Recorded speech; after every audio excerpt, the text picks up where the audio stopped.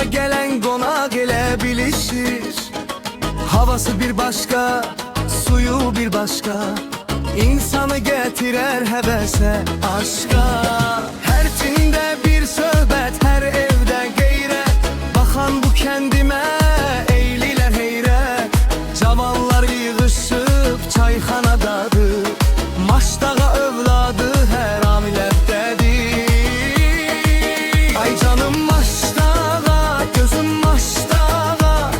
Düşmezsen hiç vaxt sen dilden ağa. Meyxana ocağı, mərlərə yatağı. Sen bakı kendinin başı tacımıza. Canım maştağa, balım maştağa.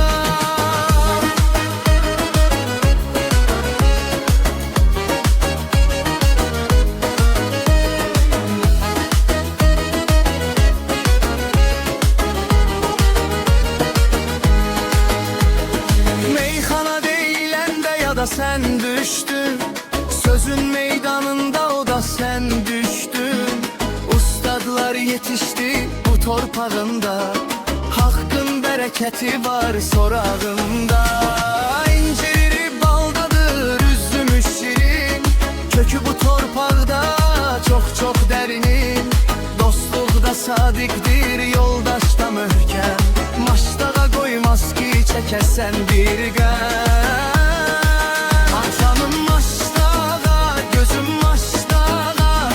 Düşmezsen hiç vaxt sen dilden ağa. Meyxana ocağı, mərdlər yatağı. Sen Bakı kendinin başı tacısan. Canım maştağa, balım maştağa. Cümə məscidindən gelir azanlar. Belli olur burada yaman yaxşılar.